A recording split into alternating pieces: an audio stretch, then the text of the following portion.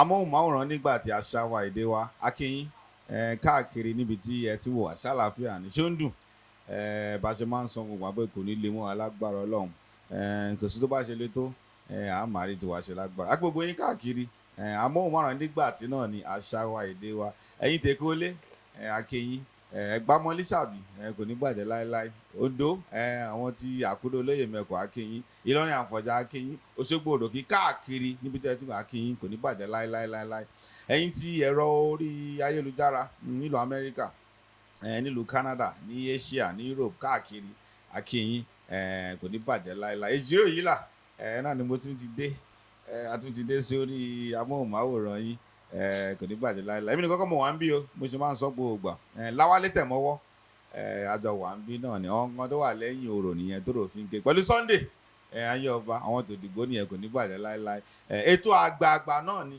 ní orí nígbà tí àṣà wa èdè wọ́n bá ń kọ́ fìdílé torí ìfọ̀rọ̀wérọ̀ èní yóò kí a ti ṣe ìfọ̀rọ̀wérọ̀ pẹ̀lú wọn nílùú lọ́pọ̀lọpọ̀ wọ́n pọ̀ díẹ̀ bàbá wa Tímì bàbá mi kò ní bàjẹ́ láéláé ọdẹ bẹ́ńbẹ́ kò ní bàjẹ́ Símónì Ajélabówó Rasaki Aládó pọ̀ bẹ́ẹ̀ ẹ̀yin tẹ̀ ń bá kí ẹ ti mọ̀ èjì rẹ náà ni àmọ́ tèmi náà yóò kí wá nǹkan fìdílé torí tó bá ń sọ pé onílù tí ó ti lùlù across the board pẹ̀lú ọ̀pọ̀lọpọ̀ eléré àbí tó bá níyàn lè lò pẹ̀lú baba commander chief commander Ebenezer baba kára ó lé o kára ó lé pẹ̀lú baba tiwa náà YK Àjàó ó wà ń bẹ̀ náà Tajudeen Aládé àgbà onífújì ó wà ń bẹ̀ náà Mr. Bonsue finest boy tó bá sọ pa fújì ẹ̀rí pé pọ̀ ó pọ̀ gidigidi gan adẹ̀ máa mú fún yín bá ṣe máa mú ẹbí tó máa ti èjì tẹ́jì rẹ̀ àti láwálé bá wà á mú wá fún yín kò ní bàjẹ́ láéláé ẹ̀gbọ́n mi Ade Onilu ọmọ ní àlejò alẹ́ ní Amẹ́ríkánà ní bàbá kò ní bàjẹ́ bàbá mo kí yín. ẹ ṣe sá o sálàáfíà ni dáadáa lábá yín o tí bá ti máa fẹ́ gbọ́ Amẹ́ríkánà bí ṣe máa ń sọ ẹ̀kọ́ àwọn olólùfẹ́ yín káàkiri nígbà ìlà lórí ètò lẹ́nu. a kí gbogbo àwọn olólùfẹ́ mi o olólùfẹ́ Adewale Ayuba olólùfẹ́ bàbá kọ̀mándà Ebenezer Obey níbikíbi tẹ́ bá wà ẹ ṣe Ọlọ́run á wà pẹ̀lú yín o ẹ kú lé o ìyẹn Ade Onilu ló ń sọ̀rọ̀ thank you very much. ẹ ṣe bó ṣe dé láti ilẹ̀ Joe Biden láti wò pé ẹ̀gbọ́n ẹ̀ wá ń bì àgbò tó dọ̀wọ̀ yẹn ti ń béèrè wọn nínú mi dẹ̀dùn pé wọ́n fún aláyẹ̀ yẹn ń pè kàkà wọn bàbá wa Rasaki Aládó kò ní bàjẹ́ gbọ̀n mo kí yín ẹ̀gbọ́n ẹ ṣé mo kí yín ẹ káàbọ̀ sórí ètò kò ní bàjẹ́ láéláé ẹ jẹ́ ká mú láti ilẹ̀ Ade Onilu lọ́pọ̀lọpọ̀ èèyàn mọ̀ yín sí kí lórúkọ bàbá tí bàbá sọ yín gangan já mú láti bẹ̀. thank you very much olóòtú Adéníran Àyànṣọlá ni orúkọ tí bàbá sọ mí Adédèjì orúkọ bàbá ti mí so we are from Iléṣà Ìjẹ̀ṣà ni á. nígbà tí mò ń wò ó pé àti Iléṣà nǹkan tó máa ń sọ ni pé ọ̀pọ̀lọpọ̀ wọn pé tó bá ń sọ pé lù tó ń sọ pé Ọ̀yọ́ wọn làlátẹ̀ àwọn igbó ọ̀rà nǹkan ni ṣé báwo ni ti ń ṣe jẹ́ tó jẹ́ pé Iléṣà lẹ́sọ̀ wá tẹ̀ tó wá digbó nílùú káàkiri àgbáńlá ayé. ẹ ṣe olóòtú Yorùbá níbi tí èèyàn bá rìn dé ló máa ríran dé ìlú gùn káàkiri ni àbí òye yín lóòótọ́ ṣáìdì ibi tẹ́ dárúkọ yẹn ìlú pọ̀ sí jù but ní ṣáìdì ọ̀dọ̀ wa Ìjẹ̀ṣà àti Ilé Ifẹ̀ àwọn tó ń jẹ́ fọ́fadà wa láyé ìgbà yẹn wọ́n specialize lórí àdàmọ̀ à ń pè ìlú kan ní àdàmọ̀ it just look like this one ó jọ ilé so òun ni àwọn fọ́fadà wa láyé ìgbà yẹn tó máa ń lù àdàmọ̀ yẹn náà ó sì wà up till now the same àdàmọ̀ yẹn náà ni bàbá Adédára ń lù òun náà ni bàbá tó ń jayé Àrẹ̀mú nílé Ifẹ̀ tó ń lù but ńgbà tó di pé ojú ń là àwọn tó ń wá láti sáìdì ibi tẹ́ dárúkọ yìí wọ́n wá dominate ọ̀dọ̀ wa lórí àwọn ìlú ńlá báyìí tó ṣe pé ẹ máa gbọ́ pé wọ́n á ní Ìjẹ̀ṣà Òṣómàálò Òṣómàálò Òṣómàálò. Bẹ́ẹ̀ni. ṣe rí àwọn tí tó ń jẹ́ original Òṣómàálò ń Jẹ̀ṣà Ìbàdàn náà ti ń ta aṣọ àwọn ènìyàn ti lajú sí àwọn ìlú báyìí ti pẹ́ tó ṣe wípé ìyá ìlú àná fi máa entertain wọn so tí wọ́n bá ti wá nìkan ṣe nílé wọ́n láti mú onílù wá láti Ìbàdàn tàbí Ọ̀yọ́ sóyè so sọmọ wípé Àdàmọ́ wà nílé tó jókòó síbẹ̀ tó wà níbẹ̀ but nǹkan tó fi máa entertain wọn ní Ìbàdàn yẹn wọ́n like ẹ̀ so wá di wípé ọ̀pọ̀lọpọ̀ àwọn tó wá jẹ́ bàbá nígbà yẹn tó ń lu Àdàmọ́ yìí ó wá dàbí pé wọn mọ̀ ṣe mọ́ torí pé onílù tó bá ti mú wá àwọn tó bá ti wá láti Ọ̀yọ́ ń gbà yẹn tó bá ti lè dé Ìjẹ̀ṣà wọ́n máa tẹ̀dó sí Ìjẹ̀ṣà so from there àwọn bàbá wa tó ṣe pọ́n ti ń lu Àdàmọ́ tẹ́lẹ̀tẹ́lẹ̀ ọ̀pọ̀lọpọ̀ di pé wọn wá rí òde lọ́mọ́ ó di pé kán padà sóko kán máa dáko so àwọn nǹkan yìí kọ́ lọ́ọ́ bá ń fọ̀rọ̀ kẹ́ bàbá mi Adédèjì Àkànní ńgbà yẹn àwọn náà young ńgbà yẹn àwọn tó ń jẹ́ gẹ́gẹ́ bí àgbà sí wọn ọ̀pọ̀lọpọ̀ ti ń lọ ń dáko bàbá wa wò pé bàbá náà ń lu Àdàmọ́ ńgbà yẹn bàbá náà ń lu Àdàmọ́ ńgbà yẹn but bàbá ń lu ìlú yìí ṣùgbọ́n kò expert bíi àwọn tó jẹ́ pé wọ́n ń borí wọlé yẹn bàbá wa wò pé ok nǹkan tí àwọn ẹni yìí tó ń ṣe tó fi ṣe wípé wọ́n fi wá dominate wa ní ìlú wa ń bì ibi báyìí òun láti ṣèwádìí sí bàbá mi wá jáde kúrò nílùú nígbà tí bàbá jáde kúrò nílùú nǹkan tó pa fèmí nìyẹn o ọ̀rọ̀ ń jáde kúrò nílùú pẹ̀lú ìyá ìlú ẹnìkan wọ́n á lọ bàbá dé Ògbómọ̀ṣọ́ bàbá lọ almost 3 years l'Ógbómọ̀ṣọ́ Ọ̀yọ́ làlátẹ̀ bàbá wa gba Ìbàdàn padà wá sílé gbogbo ẹ̀ nípa ìlú náà dẹ̀ lọ́ fi rìnrìn yẹn o yes so nígbà tí bàbá máa padà wá sí tó máa padà wá sílé láti Ìbàdàn bàbá wa wọlé pẹ̀lú àwọn alùṣẹ̀kẹ̀rẹ̀ bíi 5 láti Ìbàdàn then àwọn tó tẹ̀lé láti Ògbómọ̀ṣọ́ àwọn tí mo ń sọ yìí àwọn tí mo sì gbọ́njú mọ̀ wọ́n sì wà ń bẹ̀ o because gbogbo ìgbà náà tún tá à ń sọ yìí irú àwa yóò rántí ìbí àwa so ọ̀túngbà tó máa padà wálé pẹ̀lú àwọn yẹn gbogbo nǹkan tí wọ́n fi wá kún wọn lómi ọbẹ̀ jẹ́ ńgbà yẹn bàbá ti master ẹ̀ so báwa sì máa padà délé báyìí gbogbo àwọn ẹgbẹ́ yẹn tó ti gbà bàbá gbà padà so ọlá nǹkan tí àwa ń jẹ lénìí nìyẹn so ní Ilé Ifẹ̀ Ẹdẹ màkó àrógún ló pọ̀ jù ní onílù Ilé Ifẹ̀ ní Iléṣà Òṣogbo ló pọ̀ jù bẹ́ẹ̀ ṣàdástáàdì mi but Ilé Ifẹ̀ àti Iléṣà Àdàmọ́ ni tó ti yé so bí bàbá ṣe wọ́n ṣe padà dé pọ́ gbé ìlú yìí wọ̀lú nìyẹn wọ́n ṣe padà gbé wọ̀lú nìyẹn pẹ̀lú àwọn alùṣẹ̀kẹ̀rẹ̀ nígbà yẹn lọ. àmọ́ àní sọ pé Àdàmọ́ ti wá kú o ó sì wà díẹ̀díẹ̀ náà o. Àdàmọ́ kú ó wà but Àdàmọ̀ jẹ́ ìlú kan tó ṣe wípé láàrin àwa Ifẹ̀ Ìjẹ̀ṣà ní láti mọ iyì ẹ̀. Ṣé kò ṣe gbé wọrú àwọn nǹkan tápàlà nǹkan wọ̀ ni? Nínú àwọn tí tó ṣe pé wọ́n modernize Àdàmọ̀ nísìnyí, there is one guy Ajétúmọ̀bí tó bá dé Amẹ́ríkà, èmi ló máa ń bá organize ìbàdàn náà. Àdàmọ̀ dẹ̀ wà ń bẹ̀ fúlì. Àdàmọ̀ ẹ ló ń kọ pure Àdàmọ̀ ni. It's just a kan modernize ẹ ni. The way bó ṣe máa ń kọrin is just like Baba Adédára. So Àdàmọ̀ wà ń bẹ̀. Àdàmọ̀ wà ń bẹ̀. Àwọn tó dẹ̀ ṣe ń kọ́ náà wọ́n sì wà ní Iléṣà, wọ́n sì wà ń bẹ̀. Àdẹ́ni Ilé Ifẹ̀ náà wọ́n ìwà ń bẹ̀. Wọ́n sì wà náà. So bó ṣe rí nìyẹn. Ẹ̀ṣẹ̀ ìtọ̀ ráńpẹ́ lọ fún wa yẹn ó dẹ̀ ṣe pàtàkì torí tá à ń gbọ́ ráǹbá gbọ́ láti rẹ̀ ni wọ́n bẹ́ẹ̀ Bọ́ládé fẹ́ gbọ́. Ìyá yín kọ́ ní ṣókí kí ni ìyá ṣe? My mother, she's from. Oh, ṣé bínú pé mò ń sọ. Bínú ó yé wa ó yé wọn ará ilé náà.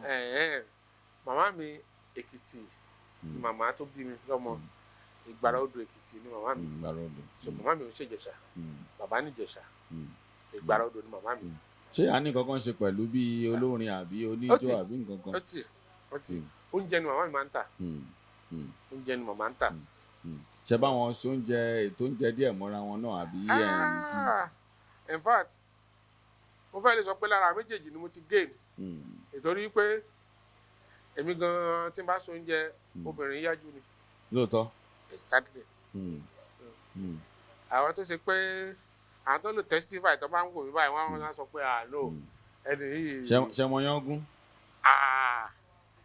Yé nìkan ní jẹ mi. Tí bá ní kí bá wà bẹ́ẹ̀ àní kúrò ní ẹja tuntun síwájú wọ́n ṣe fún mi ẹ ṣé bàbá. Kékeré yín. Yes. Ṣé ilé náà ni gbogbo ẹ̀ náà ni àbẹ́ lọ káàkiri náà kó tó di gbé torí mo fẹ́ ká mọ̀ ń pa yín díẹ̀ ká tó bọ́ sípa kàríà yín tó jẹ́ profession yín. Okay. Ẹni ní kékeré mi máa sọ pé gbígbójú sí máa gbójú báyìí mo kàn báyìí lọ́wọ́ mi. Ẹ mọ̀ pé láyé ìgbà tí ti wá wọ́n á tọmọ ò báyìí ti pọmọ ọdún 6 sí 7 kò lè bẹ̀rẹ̀ iléèwé, ṣùgbọ́n ọmọ onílù original ọmọ onílù tó bá ti pọmọ ọdún 2 wọ́n láti ṣe ìlù fún lókùnrin, wọ́n láti ṣe ìlù fún. Ó lù ó kò lù ó tó bá ti lè jẹ́ ọkùnrin ọmọ onílù wọ́n láti gbé ìlù kékeré fún. So mo fẹ́ lè sọ pé mi ò ju ọmọ ọdún 4 torí pé tí mo ti ń bá bàbá lọ sóde nígbà tá à ń sọ yìí mi ò tí bẹ̀rẹ̀ school. Tí n bá tẹ̀lé bàbá lọ sóde ó lè jẹ́ pé tó bá ti mú mi dóde báyìí kò tí ì ní ju 2 hours àti ní bẹ̀rẹ̀ lù má ti sùn. So ilé ẹni tí a fẹ́ lùlù fún níbẹ̀ ni máa sùn sí. Ó lè jẹ́ bí after 4 hours tó ti lù lọ mo ṣẹ̀ máa jí. So mo kàn bá ìlú lọ́wọ́ mi. So mi ò lè sọ pé bàbá yìí mo fi. So bó dẹ̀ ṣe wà nínú gbogbo àwọn bàbá mi nìyẹn. So ṣe máa sọ wípé ìlú lílù tẹ̀ ń sọ kò ń ṣe kí bóyá ẹ kọ́ ó kọ̀ wá bẹ́ẹ̀ natural ni. Ẹ mọ̀ pé nǹkan tí èèyàn bá jí tó ń bá sùn ó ti di ẹ̀jẹ̀. Torí pé bá àti ẹ̀ lóde ìlú à ń láti sá ìlú sórùn kásẹ̀ wò. So in fact obìnrin nílé ọmọ onílù ó ṣe pé ìsìn tí ojú ti là tí ọ̀pọ̀lọpọ̀ obìnrin ti ń lùlù ni obìnrin nílé ọmọ onílù tó bá pa òwe wọn gbọ́dọ̀ béèrè lọ́wọ́ ẹ̀ kí wọ́n pa kó tó túmọ̀ ẹ̀. So níbi tó máa yé dé. Yes. So kọlùkẹ̀ abánlé ni. Ṣé òun ló jẹ́ kó dàbí nǹkan bóyá pé ìlú lúlú ń sìn dàbí nǹkan ó mẹ́hẹ̀ díẹ̀ torí pé ọ̀pọ̀lọpọ̀ wọn tí ò ń ṣe ọmọ onílù náà ti wá dàn wọ́n tó ń lùlù káàkiri pàápàá nípa wọn ti ṣe àti àṣà bí ká fi lùlù pòwe ká fi lù sọ̀rọ̀ ká foríṣiríṣi nǹkan sódà kó jẹ́ òun ló jẹ́ kó mọ́ ẹ̀ẹ́dẹ̀ tó ti wá di nǹkan tí gbogbo àgbáláyé ń ṣe ń sìn yàtọ̀ sígbà tí ẹgbẹ́ yìí gangan tó jẹ́ mo nílù gangan wà ń di ẹ̀. Thank you olótù. ṣe rí question tẹ béèrè yìí ó jẹ́ nǹkan tó máa ń kọ mí lóminú tó máa ń dùn mí torí pé ní ilẹ̀ Yorùbá àwọn ìlú ti pọ̀ sí dáadáa láyé ìgbà yẹn tẹ́ bá dé ọ̀pọ̀lọpọ̀ ń sìn agboolé mi tó bá ní agboolé onílù nìyí tó bá ní ok ọmọ onílù tó wà mẹ́ta òwò wá lùlù tó bá ṣẹ̀lù wò ẹ máa bèrè pé sọmọ onílù náà nìyí ìlú ti ń lọ àwọn tí wọn kì í ṣe tí wọn ń ṣe ọmọ onílù àwọn náà wọ́n ti ń jogún ìlú ń sìn wọ́n ti ń yayọ̀ ìlú ọmọ onílù ti fẹ́ máa dàbí pé bóyá aláìmọ̀ọ́ṣe torí pé nílùú ibi tí mo ti wá 70% àwọn tó ń lù ló ń ṣe wọn kì í sọ ọmọ nílùú original ọmọ nílùú gan-an tẹ́ bá béèrè pé sọmọ nílùú ni ẹ́ tó bá lùlù báyìí sọmọ nílùú náà lè sá so ìlú ti ń lọ ó jẹ́ nǹkan tó ṣe pé ó jẹ́ ẹ̀dùn ọkàn fún mi. Yes. àmọ́ ṣàárọ̀ wọn tí ò ń ṣọmọ onílù yẹn náà jẹ́ kí wọ́n wá láti ìdílé onílù tọ́wọ́n náà dẹ̀ ń pe kínní tí wọ́n ń pè dáadáa tó dẹ̀ ń dún tó ń dán torí wọ́n ti ṣe ìfọ̀rọ̀wérọ̀ pọ̀lọpọ̀lọpọ̀ wọn onílù tó dán wọn àgbo onílù tó máa sọ pé tó o bá wá láti ìdílé onílù gbàgbére ló ń ṣe ọmọ mi dẹ̀ máa sọ èmi tí ò ń ṣe pé ọmọ onílù gan ó mọṣẹ́ yẹn ju ọmọ onílù míì gan lọ mo sọ fún yín báwo ló ti jẹ́. Thank you very much olótù. sẹ́rí ọlọ́run ò dá wa bákan náà àbí òye yín àwọn èèyàn kan wà tó ṣe wípé tí ẹ bá gé aṣọ lójú wọn lẹ́ẹ̀mẹ́wàá tó ti yé kí wọ́n á pè wọ́n pé kí wọ́n gé aṣọ yẹn ìgékùgé náà máa gé ẹlòmíín wà tó ṣe wípé tó bá kàn ti rí ọwọ́ sí ṣọ́ọ̀ṣì báyìí bẹ́ẹ̀ ṣe gé ó máa mú bẹ́ẹ̀ ni láàrin 5 minutes tó bá ní kí wọ́n á gé ó tún lè gé bẹ́tà ẹni tí ẹ bá understand mi ṣùgbọ́n ọwọ́ ọmọ nílò ẹ mọ̀ yàtọ̀ lóòótọ́ nǹkan kan tí mò ń sọ lóòótọ́ ọwọ́ ọmọ nílò ẹ mọ̀ yàtọ̀ sí ẹni tó bá yẹ kó kọ́ ni ẹni tó kọ tó ti yé ẹni tó bá gbọ́ kó kọ́ ìlú tó ti yé ẹ gbé ìlú fún ẹni kó kí ìyá àti bàbá ẹ̀ tó ti yé ókè tí ò bá ti mọ oríkì ìyá àti bàbá ẹ̀ ẹni kó kàn kí ọba mẹ́ta nílẹ̀ Yorùbá tó ti yé àwọn kan wà tó ṣe pé wọ́n lù ú tó ti yé ṣùgbọ́n àyè pé wọ́n ń ṣe pé wọ́n ń sọ̀rọ̀ jìnnà yẹn ọwọ́ yẹn máa hàn ó máa yọ gan ẹ má sì mí gbọ́ o nǹkan kan ní àwọn èèyàn ò mọ̀ wọ́n máa ń wo irú ìlú wa yìí wípé ẹni tó bá ti ìlú nìkan náà lọ́mọ nílù tó ti yé ẹni tó bá ń lu bẹ̀m̀bẹ́ ọmọ nílù ni o ẹni tó ń lu bàtà ọmọ nílù ni ẹni tó ń lu sákárà ọmọ nílù ni in fact a rí ẹni tó ń lu bàtà tó ṣe pé ó ń play talking drum better ẹni tí wọ́n bí pẹ̀lú talking drum understand mi ṣùgbọ́n wípé àtọ̀húnrìnwá tó wá kọ́ ìlú ìyàtọ̀ máa wà ń bẹ̀ ìyàtọ̀ máa wà ń bẹ̀. ìtúbọ̀ ṣe fẹ́ ṣe. ẹ̀yin aráalé ẹ mọ̀ pé ó ṣe pàtàkì ká gbà lẹ́nu àwọn àgbà onílù báyìí lecture lélẹ̀ ẹ dàmọ̀ pé ní gbogbo àlẹ́ máa ń sọ pé ẹ̀ ń gbádùn ẹ̀ ó yẹ kó sọ fún wa bó ṣe rí gangan màá wá ní kó gbé lù báyìí sìn kó ṣe rọ fún wa ní ṣókí ká wá tẹ̀síwájú pé olórin wo gan lọ́kọ́kọ́ tẹ̀ lùlù fún tó dẹ̀ wọ́n tá jókòó tì wáyé wọ́n ti ṣeré o wàláì tàlà wọ́n ti ṣeré gidi gan àmọ́ ẹ jẹ́ kó ṣeré fún wa díẹ̀ ká tó wá tẹ̀síwájú bàbá mi mo fẹ́ kẹ́ bá mi gbé lù yẹn lù kọ́kọ́ fún mi ọ̀pọ̀lọpọ̀ wọn èèyàn tẹ̀ fẹ́ rọ́wọ́ yín pé díẹ̀ nílò yìí kátẹ̀ ní nǹkan tó fẹ́ ṣe ṣe bàbá mi.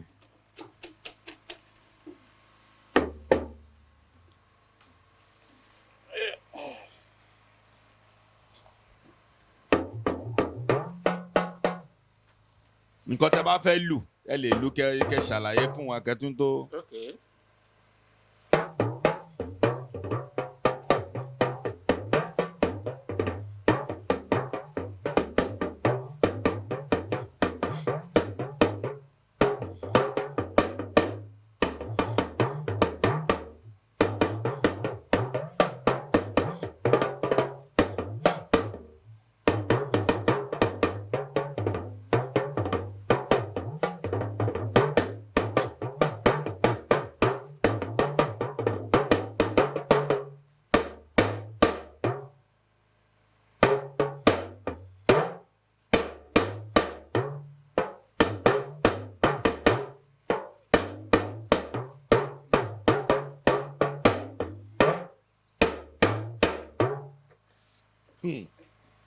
ẹ kú àgbà.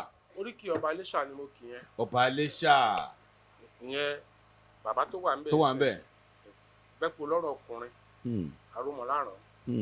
mo ní bẹ́pọ̀ lọ́rọ̀ ọkùnrin ní bàbá mi ó ṣèjẹ lórí ògún ṣùrùṣùrù ó bìjẹ lórí inú ọ̀tá bàjẹ́ bàbá ẹdún jọ bí ọ̀lẹ́sìn mọ̀dúmọ̀dú àbírú ẹ̀sìn ríyẹríyẹ òfin tẹ̀tẹ̀ ẹ̀ mọ́lẹ̀ bàbá ẹdún jọ bí ẹ̀sìn ń jòkó àjàǹjì kórókóró òṣùpá ìlẹ́kì amọ́ròrò lójú àgbo ń yí gbìrì ọmọ òdò ń yí gbìrìgbìrì lájà ọwọ́ èkúté ilé wọn ò káwùsá ẹnì kan mọ̀ yí gbìrì lọ́mọ adékílékún kò gbọ́dọ̀ wí ẹni òdùn mọ́ kò gbọ́dọ̀ wí àròmọ láàrán bàbá là ń bẹ là ń lẹ́jẹ́ ẹni òdùn mọ́ kò gbọ́dọ̀. Ade Onilu pẹ̀lú àṣẹ tí mo ní lórí ètò báyìí mo fẹ́ kẹ́ tún kíní ẹ̀ lò fún àwọn Iléṣà tó ti gbọ́ báyìí ẹ̀ tún tún lù ká tún gbádùn ẹ̀ gidi gbogbo Iléṣà.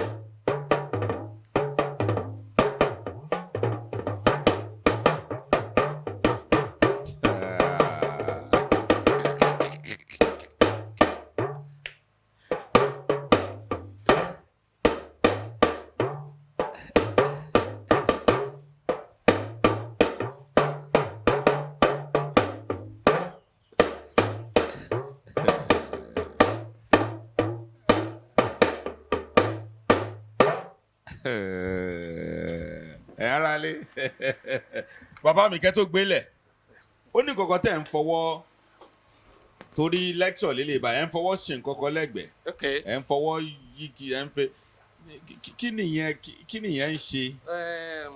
sẹ́rí ọwọ́ tí a fi ń yí òun ló ń tún nẹ̀. tọ́wọ́ bá kàn kò lè tún. ọwọ́ tó ń kọ̀ntró ẹ̀ nìyí òun ló ń tún rẹ̀ gbogbo nǹkan tá à ń wí yẹn nǹkan tó ń sọ nìyí tó nǹkan tó wà fún nìyẹn. ẹ rán alẹ́ gẹ́gẹ́ bó ṣe sọ pé a sì máa pò ń kọ́kọ́ pọ̀ ní gbogbo àwọn àgbà onílù wa a máa ṣe bíi conference bíi seminar tá a máa gbé gbogbo àwọn àgbà onílù wa torí mo ní pọ̀ ọ̀pọ̀lọpọ̀ àwọn ọ̀dọ́ náà láti múṣẹ́ yìí tá a ti ń mú lò àmọ́ ẹ̀yin náà ń sọ fún wa pé mọ́ tó bó ṣe yẹ kẹ́ mọ́ tó a ṣètò yẹn tó bá ti tó àsìkò lórí Nigbati àti lórí ẹ̀rọ ayélujára á gbé káàkiri gbogbo àwọn bàbá ẹ̀ á pè wọ́n á jọ wà wọ́n á fún yín lọ́wọ́n àǹfààní kẹ́yìn náà lè kó jẹ́ mẹ́tò lọ́wọ́n bàbá wà yìí àwọn gangan ni wọ́n ń gbé ìṣe àti àṣà lárugẹ àǹdẹ gbọ́dọ̀ jẹ́ kí ká gbàgbé wọn àbí kọ́ kú inú mi dẹ̀ dùn bọ́sẹ̀ wà lamẹ́ríkà báyìí ẹni bọ́sẹ̀ ṣe ń lù ọ̀pọ̀lọpọ̀ yín tó wà mí gan ilé lòkọ́ tó ń lù bàbá mi ẹ jẹ́ àtẹ̀síwájú ẹ ṣé mo dúpẹ́. thank you olóòtú. nígbà tẹ́ wá wò pé ẹ ní confidence tí ẹ ti wò pé ìlú yìí ó yẹ kí lè fi jẹun mo ti mọ̀ ọ́ lù díẹ̀ ìgbésẹ̀ wo lẹ gbé olórin wo lẹ kọ́kọ́ wò pé mo tẹ̀ lùlù lẹ́yìn ẹ̀ ṣé ní Iléṣà ni ṣé ní Ìbàdàn ni ṣé lẹ́kọ̀ọ́ ni ẹ jẹ́ ká mọ bí ìrìn àjò yẹn bó ṣe bẹ̀rẹ̀ nípa ìlú lílù. thank you olóòtú. ẹ má gbàgbé wípé kó tó di pé mo lu ìlú ilẹ̀ kan mo sọ pé mo ń bá bàbá. bẹ́ẹ̀ ni bàbá yín ẹ bá wọn lù káàkiri bẹ́ẹ̀ ni kó tó di pé àti rẹ́gísítà yín. mo sì bá bàbá lọ sóde ni mo ń lọ sí skul. nígbà tẹ́mi gangan wá tójú bọ́ tí mo rí pé mo ti mọ kíní ìlú. Iléṣà ni gbogbo eléyìí o. gbogbo Iléṣà ni. olórin kan ó dẹ̀ ṣe wà up till now Ade Abioye. Abioye Iléṣà bọ́ tí wọ́n kọrin mọ́ o ṣùgbọ́n wọ́n ṣì wà kọ́nà bá ń lọ rẹ̀ ní wọn. àmín. olórin tí mo bá play láti 78 wọ 83. ẹ pẹ́ tó yẹn nílé ṣàdẹ̀lẹ́wà ṣé à ń ṣeré káàkiri ni. wẹ́ẹ̀ 78 to 83 kí láǹsọ yìí náà ọdún tó kéré síra wọn náà ni but lójú àwa ọdún tó pọ̀ ni. so lójú yín báyìí bí ìgbà ẹ̀kọ́ ṣe eré oṣù mélòó kan ẹ̀ẹ́dẹ̀kọ́ sún ni àmọ́ sí Iléṣà lẹ́ ti ń ṣeré jù àbí. Iléṣà ni nígbà yẹn Iléṣà ni nígbà yẹn so 83 ni mo decide láti move wá sẹ́kọ̀ọ́. ṣé 83 yẹn lẹ wá kúrò lẹ wá sẹ́kọ̀ọ́. 83 kan mo kúrò wá sẹ́kọ̀ọ́. Okay. I can remember 1981.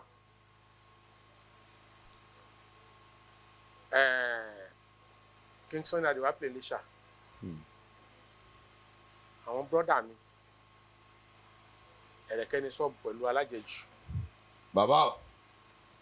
Wọ́n invite mi. Okay, yín sà. Wọ́n invite mi lọ sí party yẹn pé kí wọ́n lọ bá ń play. Bílẹ̀ tí mo ra. Yẹn. Torí pé ẹjọ́ wà ní. Ọmọ àdúgbò kan náà jọ ni wà. Ní ẹ máa tẹ̀síwájú. Ẹ̀gbọ́n ló jẹ́ sí mi. Ẹ tẹ̀síwájú. So Iléṣà làánà wà nígbà yẹn. So àwọn náà invite mi pé ọjọ́ Sunday lọ́jọ́ náà bọ́ sí pé Sunny fẹ́ play Iléṣà. Àwọn fẹ́ kí n dùdù fáwọn lórí stage Sunny tí àwọn bá máa ṣe side attraction. Okay. Mo sì bá wọn lọ sí agbo yẹn nìyẹn. Agbo yẹn ni mo ti mọ Alhaji Timi. Agbo yẹn ni wọ́n ti sọ fún mi pé relocate wá sí Èkó kúrò Iléṣà. Ní 1981. 1981. I could remember ọba àná Adéníran Agúnléjì ká ló wà bẹ́ẹ̀ gbà yẹn. So relocate wá sí Iléṣà wá sí Èkó pé Sunny fẹ́ kó máa bọ̀ wá sí Èkó but ìgbà yẹn mò ń lọ sí school. So nígbà tó wá di 82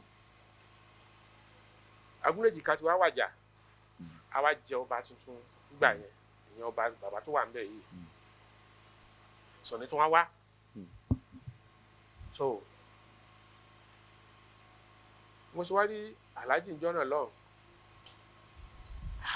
a ní kó wá sẹ́kọ̀ọ́ olówó wá sọ̀rọ̀ mọ̀ wípé torí pé station ẹ pé o ṣì kéré yìí ló ń dìísí fún àwọn èèyàn tó bá fi lè dàgbà jù báyìí lọ kó máa fi ẹsẹ̀ mọ́pàá kò ní sí nǹkan kan àwọn ò ní rí ẹ. Alhaji Timi ń sọ yẹn. The same Alhaji yìí. That is why I love him. Bàbá mi more than alálùbáríkà. anybody. You know. Meanwhile kó tó dìgbà yẹn ni mo ti máa ń gbóríṣiríṣi nípa wọn. Wọ́n wà surprise pé àyè tí mò ń gbóríṣiríṣi nípa ẹ̀ ló wá ń sọ orúkọ ló wà encourage mi báyìí. So mo ṣe decide láti wá sí Èkó after ìgbà yẹn. ní etí kí ni ẹ̀. 83. Yes. Mo ti kọ́kọ́ wá mo wá ní 82 mi ò dúró. So 83 mo wá decide láti wá dúró. Finally. Ẹ rí ibi dé sí ngbà yẹn sọ́dọ̀ onílù náà nàbẹ̀ náà wọn family àbẹ̀ náà wọn ẹbí. Mi ò ní family. Ngbà yẹn mo wà lọ́dọ̀ ọ̀rẹ́. So a wà lọ́dọ̀ ọ̀rẹ́ títí tó wá di wípé mo wá jọ́dọ̀ brọ́dà mi kan. Brọ́dà mi yẹn gbé abúlé gbàǹgbà yẹn. À ń pè ní Latif Adépọ̀jù. Àwọn ọmọ mi lọ́dọ̀ Wáìkì Àjàó. Brọ́dà mi yẹn fẹ́ àbúrò ọ̀gá Wáìkì gbà yẹn. So àwọn ọmọ mi lọ́dọ̀ Wáìkì. But mi wá pẹ́ lọ́dọ̀ Wáìkì. Ní amúlógé oṣù mẹ́ta. So tí mo fi join Tajudeen Aládé. So gbàdé kọ́kọ́ dé sèkó yẹn ọ̀dọ̀ Professor Wáìkì Àjàó lẹ ti ṣeré. No, mo ti kọ́kọ́ play pẹ̀lú àwọn kan but kò ń ṣe báńdì tó lórúkọ. Yes. Tẹ máa gbọ́ ẹni tó kọ́ lórúkọ tẹ ṣeré fún lẹ́kọ̀ọ́ Professor Wáìkì Àjàó. Nínú àwọn báńdì tí mo sọ yìí in fact èmi pẹ̀lú Délójú ti jọ play fẹ́ẹ́ fún kan nù wọn rí. Lóòótọ́. Yes. Táǹpẹ̀ ní James Adédòkun. So nígbà yẹn a sì ń gba káàkiri. So ó lè gun wájú ọ̀dọ̀ Professor Wáìkì Àjàó. Ẹnẹ́ ló bí oṣù mélòó ń bẹ̀. Bí mẹ́ta mi ló ṣì súnmọ́ lọ́dọ̀ ọ̀gá Wáìkì. Nígbà wo lẹ wá rò pé ìtẹ́ fẹ́ ṣe rè torí iṣẹ́ tìró láti lé ni pé oníjùjú màá lùlù fún onífújì màá lùlù fún abẹ́yìn kẹwò pé èmi ń lùlù lọ nítorí Professor Wáìkì Àjàó jùjú ni wọ́n Tájú Àrẹ tẹ sọ yẹn fújì ni wọ́n kílẹ̀ ti rò abẹ́kọ̀ ó pè mí ń lùlù tèmi lọ ni. Adúpẹ́ fọlọ́. Alhamdulillah.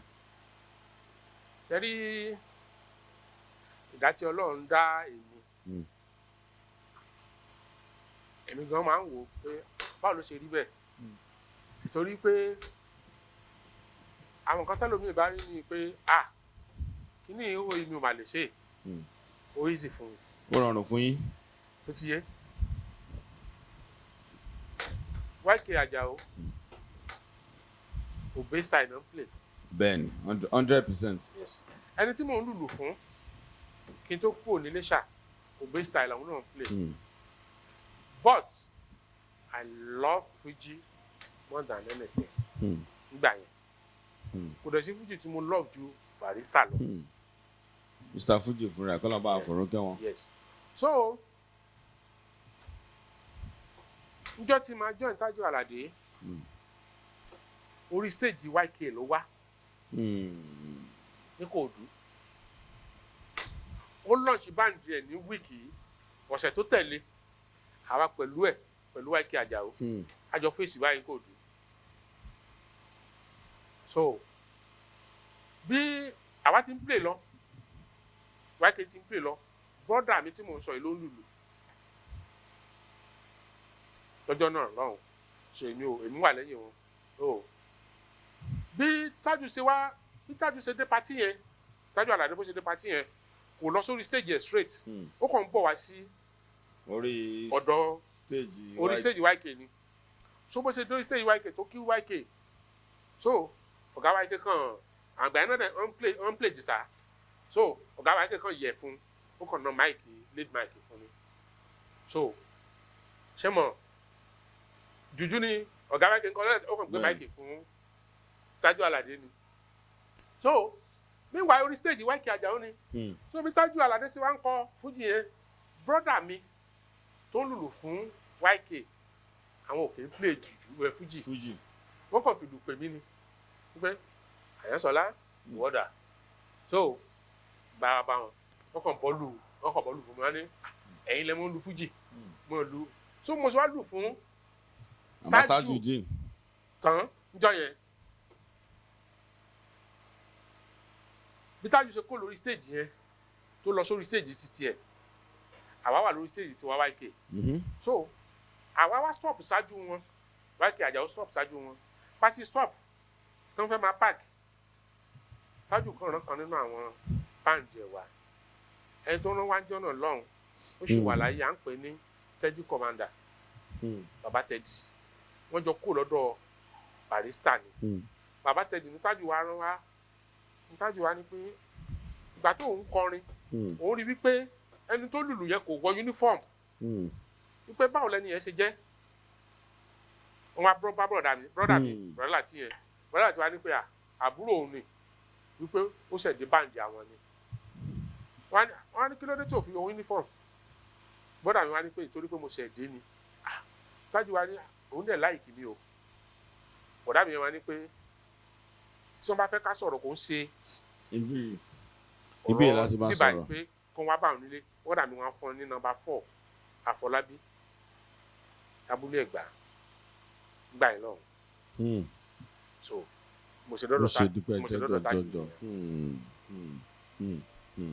ẹ ṣeun ẹ wá dọ́dọ̀ Tájù yìí nàlàdé ńgbà yẹn ṣe nígbèsè ṣe báwọn ṣe rẹ́kọ̀dì kankan àbí kí ni ìyàtọ̀ tó bá sọ pé yàn ń lùlù fòní jùjù àtòní fújì torí nǹkan táwọn máa ń rí ni pé ẹ ṣàgbélù ẹ ń gbogbo ẹ ń gbogbo ẹ máa ń ní ṣókí torí mọ̀ pé ibi tá a ṣe ń lọ́pọ̀ kí ni ìyàtọ̀ fáwọn ọ̀dọ́ tó ń wò torí ọ̀pọ̀lọpọ̀ ọ̀dọ́ náà ń wò yín báyìí kí ni ìyàtọ̀ ẹ̀ oní fújì àtòní jùjù. ìyàtọ̀ tó wà ní fújì àti jùjù pọ̀ gan-an débi wípé láyé ìgbà tá à ń sọ yìí à ń sọ̀rọ̀ 84 85 nínú àwọn tó ń jẹ́ bíi àgbàsíwa nínú onílù ń gbà yẹn àwọn bọ̀rọ̀ Razak Rasimoni bọ̀rọ̀ láti tí mò ń sọ yìí ẹ̀gbọ́n sis nígbà yẹn ọ̀pọ̀lọpọ̀ wọn they are just specialized on jùjú. Kò sẹ́ni tó ń play fújì nù wọn. ṣèbí lùkọ́ náà ni kí ni ìyàtọ̀ kí ni bíìlì ṣèbí ọ̀pá kan náà ni. ìyàtọ̀ tó wà ń bẹ̀ pọ̀ ìyàtọ̀ tó wà ń bẹ̀ ni pé ìlú jùjú sólò pòwe àlùjọ ìgbà yẹn kò pọ̀ rẹpẹtẹ onílù tó máa lù fún jùjú ń gbà yẹn wọ́n láti jẹ́ni tó ṣe pé ó ní eegun dáadáa láti fún ìlù. torí wàá ṣiṣẹ́. yes fújì kálàlùjọ ká break kákàn fìlù pé èèyàn níwọ̀nba ìlú jùjú ìlú fújì ń gbà yẹn kò fi bẹ́ẹ̀ ní agbára rẹpẹtẹ bíi jùjú àwọn ìyàtọ̀ tó wà ńbẹ̀ nìyẹn but àti jùjú yìí àti fújì yìí kò tiẹ̀ tó kankan fún mi èmi ò rí bẹ́ẹ̀ bí iṣẹ́ but tẹ bá onílù jùjú nígbà yẹn ó difficult fún láti lu fújì onílù fújì tó bá ní kó wá lu jùjú ó máa wá mí lókè ni so àwọn ìyàtọ̀ tó wà ńbẹ̀ nìyẹn. ẹ ṣé mo dúpẹ́ lọ́wọ́ yín ó tó ọdún mélòó àbí oṣù mélòó tẹ́ lò pẹ̀lú Tajudeen Alade kó tó dúpẹ́ tẹ̀síwájú. mo wà pẹ̀lú Tajudeen Alade wọ 88 kó tó di pé ó ní problem pẹ̀lú Alhaji Barrister tó ń gba instrument lọ́wọ́ ẹ̀ but nígbà tó ń gba instrument lọ́wọ́ ẹ̀ náà mo ṣì wà ń bẹ̀ fún bí oṣù mẹ́fà. ṣé ọmọ lẹ́yìn Barrister ni Tajudeen Alade ni ṣó ṣe légbè fún wọn ni kí ni kájà àǹfààní yẹn náà ní ṣókí lọ́wọ́ yín torí ibi tẹ mẹ́nu bà yẹn náà ọ̀rọ̀ aláàmà wọ́n pé owó tún ní Ade Onilu tún sọ yìí ṣó lùlù ṣó kọrin lẹ́yìn wọn torí wọn kí Samson gíga mọ́rọ̀ débẹ̀ àbí. ẹ ṣe olótùú nípa ti ọ̀rọ̀ Tajudeen Alade ibi tẹ yẹ àṣì yẹn ó lágbára díẹ̀. Tajudeen Alade ti wà pẹ̀lú Alhaji Barrister tipẹ́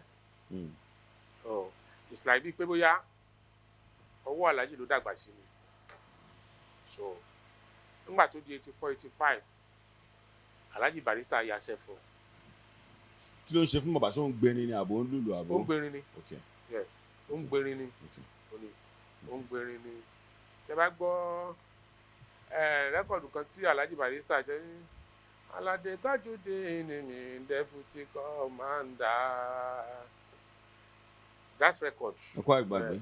So Tajudeen Alade ló ń bá wí. Kó tó wá di kó yaṣẹ́ fún. Kó tó di kó yaṣẹ́ fún. Àmọ́ ìdá ìdẹ́ tí wọ́n á dé náà. Wẹ́ ó yí Ọlọ́run. Because àwọn méjèèjì ń sìn wọ́n ti di. Wọ́n ti dání ilẹ̀ bẹ́ẹ̀ ni. Wọ́n ti dèrò ọ̀run. Bẹ́ẹ̀ ni. Kọ́nà tẹ́ ẹ sáré fẹ́ẹ́ rí. nǹkan tó ṣẹlẹ̀ láàrin yẹn Ọlọ́run ló yé. ẹ ṣeun ẹni kí lẹ́nu ẹ̀ lò pẹ̀lú wọn ẹni.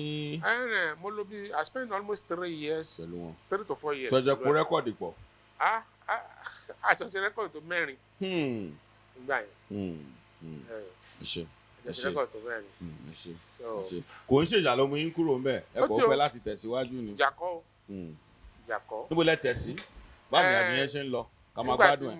nígbà tí mo kúrò lọ́dọ̀ Tájú Àlàdé because mo jẹ́ èèyàn kan tó ṣe pé gbogbo ibi tí n bá ti ń dé mo máa fẹ́ fi nǹkan kan lọ́lẹ̀ pé bó ṣe rí nìyí. ẹ má gbàgbé pé Iléṣà ọ̀gá YK tí mo bá play jùjú ló ń play. I love jùjú so much. nígbà tí mo ti kúrò lọ́dọ̀ Tájú Àlàdé mo ti decide pé mi ò play jùjú mọ́ mi ò play fuji mọ́. So ọ̀dọ̀ bàbá Ebenezer. báwo lè ṣe dọ́dọ̀ bàbá kọ̀mándà ń bọ́ lọ́ọ́ ti rí yín ṣe lọ bá wọn ni àwọn èèyàn fẹ́ gbọ́ tàn yẹn bó ṣe dé bẹ́ẹ̀. Thank you. Mo join bàbá ní 89 nígbà tí mo kúrò lọ́dọ̀ Tájú Àlàdé. Bàbá jẹ́ èèyàn kan tó ṣe pé music wọn mi ò fi ṣe rárá bó tiẹ̀ jẹ́ pé láti ilẹ̀ ibi tí mo gbùrù sí nìyẹn. That will be style, that is my style. So gbogbo àwọn tó máa ń play fún bàbá gbogbo àwọn tó ń play style bàbá gbogbo pátápátá. mo kẹ́gbọ́n mi Simoni Ayélabówó. gbogbo àwọn tó máa ń play style bàbá gbogbo wọn ni mo like. So ó tó di pé máa dé ọ̀dọ̀ bàbá ẹni tẹ dárúkọ ń sìn. ẹ̀gbọ́n wa nìyẹn. It's my brother tó ṣe wípé mentor mi ni wọ́n. wọ́n wà nínú ẹni tó jẹ́ kí n like music bàbá Òbí. ẹ ti máa ń gbádùn iṣẹ́ wọn. mi ò tiẹ̀ tí mọ̀ wípé awọnú ara tí mo ti like wọn. Ìmẹ̀sí ni wọ́n, Ìjẹ̀ṣà ni èmi. Dáàdì wọn pẹ̀lú bàbá mi mo ti wá jọ wà ní wish. Àwọn pẹ̀lú senior brother mi wọ́n jọ ṣe kékeré dàgbà ni. Tó tẹ̀lé pé gbàtà wa kéré èmi ò mọ̀ pé àwọn náà wọ́n tẹ̀ máa ń wá bá wa Iléṣà nígbà yẹn kó tó di pé àwọn náà di èrò Èkó tẹ́ gbogbo àwọn tájọ máa ń ṣe papọ̀ nígbà yẹn lọ. Understand me? So àwọn wà náà tó jẹ́ kí n like music bàbá. So ti wù yín pé táyé yẹn bá yọ ẹ máa bá bàbá kọ̀mándà ṣiṣẹ́. Sẹ́rí mo jẹ́ èèyàn kan tó ṣe pé mi ò ń jẹ̀yàn lẹ́sẹ̀. Mo sọ pé mẹ́ńtọ̀ mi ni wọ́n. Bẹ́ẹ̀ni. Bó ṣe mọ̀ ọ́n ṣe tó yẹ tí wọ́n bá kúrò lọ́dọ̀ Òbí kó pè mí pé kí n wá mi ò ní débẹ̀ torí pé àyè wọn nìyẹn. nǹkan náà lẹ́ ń lù. Nígbà tí màá dé ọ̀dọ̀ Òbí èmi pẹ̀lú wọn jọ wà ń patí kan ní Kọ̀tún jọ́nà lọ́hùn. So àṣọ wọ́n ti múra láti travel out èmi ò wọ̀n. Patí yẹn wá jẹ́ patí àárín ọ̀sẹ̀. So a kàn pàdé patí yẹn ni. Kí lẹ́yìn lọ ṣe ń patí? Bí ẹni tó ń ṣe nǹkan jọ́nà lọ́hùn ẹni tó ń ṣe ìkómọ bí ìpàdé mi ni. Ok, mo ń gbádùn yín. mo kàn máa débẹ̀ mo kàn bá wọn lẹ́gbẹ̀ẹ́ patí kí lẹ wá ṣe ń bí? Wọ́n ní pé àwọn kan ń bọ̀ láti ibì kan náà kàn rí pé. Wọ́n yà. Ok, so adẹ̀ kíra kí ni mo fẹ́ mu wọ́n fún mi ní nǹkan tí máa mu. So wọ́n dẹ̀ jẹ́ nǹkan tó ṣe pé máa ń ṣàwàdà gan. Wọ́n wá sọ fún mi pé àwọn tí ẹyẹ ti ń lọ pé àwọn máa tó kúrò ní báńdì Òbí. Wọ́n ní mo dẹ̀ láìkì báńdì yìí o pé mo láìkì ẹ̀ music àbí mo kàn láìkì láti join mo ní mo láìkì láti join. Wọ́n ní tí n bá láìkì láti join pé ṣé mo mọ bàbá Ògúnládé kọ́lọ̀ fọ̀rọ̀kẹ́ wọn captain. Mo ní mi ò mọ̀ wọ́n. Something. Mo ní mo mọ̀ wọ́n but èmi pẹ̀lú wọn pé wọ́n ní true ẹni tí mo fi lè join band ni. wọ́n á ní kí n lọ bá bàbá yẹn. Samson. Yes. Odunlade. Yes. Ní kí n lọ bá bàbá yẹn. Àwọn náà sọ fún mi pé kí n lọ bá captain.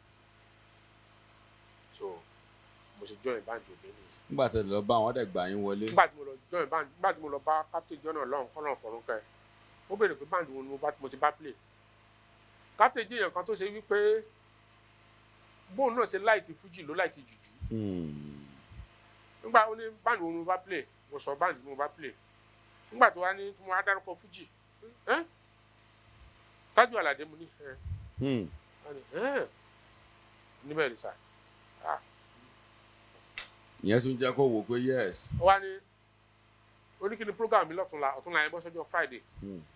Ó ní kí ni program mi lọ́túnla, mo ní kò sí program mi. Wá ní àwọn ń play ní City Hall. Pé tó bá di ọ̀túnla pé kí n wá bá wọn bí báyìí. Ó ní kí n débí nìkan bí 8 lálẹ́. So lálẹ́ ọjọ́ yẹn àwọn náà gbé mi dé City Hall. Lálẹ́ ọjọ́ yẹn. So nígbà tí mo dé City Hall, meanwhile bọ̀dá wà mọ́, mo bá onílù 4. Ṣé rántí wọn? Mo rántí wọn. Ìṣeun. Ó ṣe rántí wọn. Ẹni tẹ́ ṣe interview fún Àlùkáṣẹ̀, mo bá jọ́nà lọ́hùn. Àdáwà, ẹgbẹ́ ọmọ yẹn ládàáwà, ó wà ní Ilé Ifẹ̀ ńsìn. So mo bá yẹn bẹ̀ náà. Then mo tún rántí olúùlù kan mi ò rántí orúkọ yẹn mọ́. So mo bá yẹn yàtọ̀ sáà tó wà ń bẹ̀. Tó wà ń bẹ̀ tẹ́lẹ̀. Ìyẹn Samuel Ayantọ́lá àti Saminu Adépọ̀jù tó wà ń bẹ̀ tẹ́lẹ̀. So mo bá àwọn ojú mẹ́ta tó jẹ́ tuntun. So nínú ojú mẹ́ta tó jẹ́ tuntun yẹn ló wá gba àwa méjì, èmi àti Àdáwà. So mo sì join òbí mi. Ìgbà lẹ kọ́kọ́ bá wọn ṣe live. Ìgbà lẹ kọ́kọ́ bá bàbá ṣe live. Kí ni báwo lẹ ṣe rí iṣẹ́ òyìnbó máa ní? How was the experience being like kéèyàn máa lòlù lẹ́yìn legendary Chief Commander Ebenezer Obey? Ó jìnnà síra wọn gan-an. Ó jìnnà síra wọn gan-an. Bàbá YK gan sọ pé ọlá tí Commander lọ́wọ́ gan jẹ pé àwọn lọ́wọ́ àwọn àjọ wọn kàn jọ láyẹn ni. Ó jìnnà síra wọn gan-an. Ṣé rí tẹ́ bá play fún Obey tàbí play fún Sunny, compare to àwọn tó ń copy wọn, ìyàtọ̀ tó wà ń bẹ̀ ó tó bí báyìí sí Ìbàdàn. Àwọn bàbá mi YK náà gbà bẹ́ẹ̀ náà, so mi tẹ̀ sọ tèèyàn mi. Tí ẹ bá play fún àwọn people yìí, right? Àwọn tó ń play style wọn, ẹ rò pé bóyá wọ́n kẹ̀kẹ́ ni. Ọ̀ntì ìgbà tí ẹ bá play fún gẹ́lẹ́ tó máa mọ̀ wípé àṣefèkì ni nǹkan táwa ń kọ àbí nǹkan táwa ń lù sí nǹkan tí. Ìyàtọ̀ wà ń bẹ̀. Ó yàtọ̀ gidi gan. Ó yàtọ̀ gidi gan. Ó yàtọ̀ gidi gan. Mo dẹ̀ dúpẹ́ lọ́wọ́ wọn. Nítorí wípé ẹnu wọn bá ìgbà tí mo bá wọn lò. In fact, mo ṣe ń jọlá ẹ̀ díẹ̀ ní. Àárín mi pẹ̀lú wọn bó dẹ̀ ṣe wà ní. Dọ́là. Yes. Gọ́sí máa wà Nàìjíríà, ẹ̀kọ̀ọ̀kan máa ń lọ sí pátí wọn tí máa ń bá wọn play. Ẹ ṣe máa gbà lò. Nínú Amẹ́ríkà gan, tó bá ní program l'Amẹ́ríkà, so èmi tí máa pè tí máa organize. Ẹni bá wọn ṣe lára rẹ́kọ̀dì wọn tèmi gbádùn gidigidi gan, Womanhood. Tó jẹ́ pé iṣẹ́ lọ. Womanhood nìkan kọ́, On the Rock nǹkan.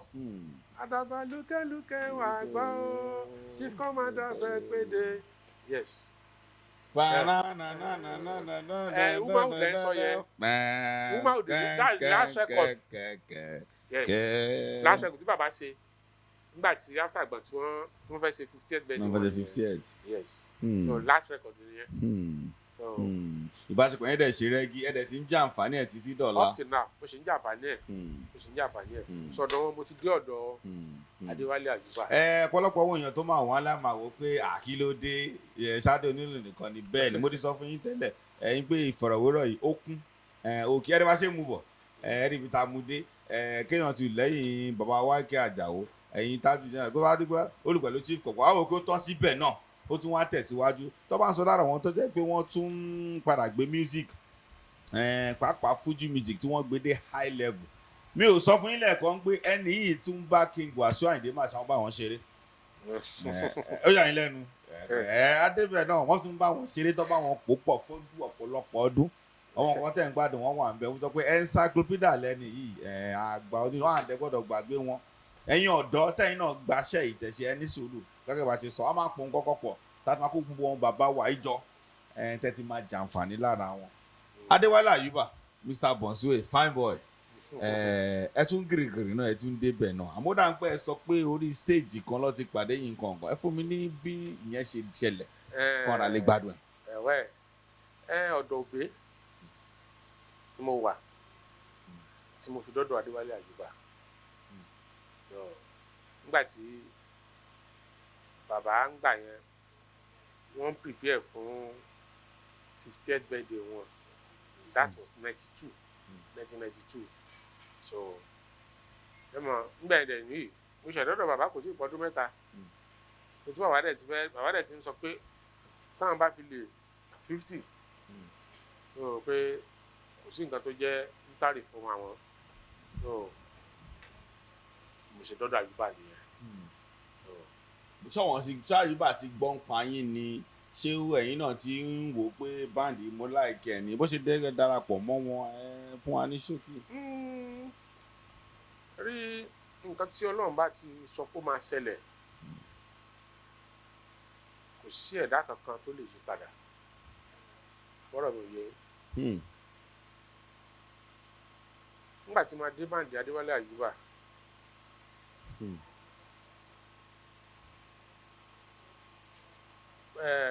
bàbá kan wà nínú báǹdì òbé wọn kì í play mọ́ sí ṣẹ̀kẹ̀rẹ̀ náà máa ń lù àwọn náà ń play drums nígbà yẹn á ń pè wọ́n ní bàbá Sunday Fadugba láyé ìgbà yẹn wọ́n máa ń gẹrun báyìí bíi. làwọn alẹ́ mọ Sunday bàbá Sunday Fadugba tá a pàdé wọn ń bàdàn àbó ní punk. yes so ìjẹ̀ṣà kan náà jọ ni wá so but tẹ́ ẹ bá tí wọ́n bá sọ̀rọ̀ ẹ lè mọ̀ pé Ghana lọ́pọ̀lọpọ̀ máa ń pè wọ́n. bẹ́ẹ̀ni. bàbá yẹn ni. torí múra wọn gan ìmúra bíi àyọǹgẹ ni. yes bàbá yẹn lájọ wà ní Miliki ìjọ náà lọ́hùn so à ń jẹun lọ́wọ́ ní òbé Miliki so tí Chief Adewale Ayuba pẹ̀lú àwọn méjì kan wọ́n dé Miliki so wọ́n á jókòó pẹ̀lú wa.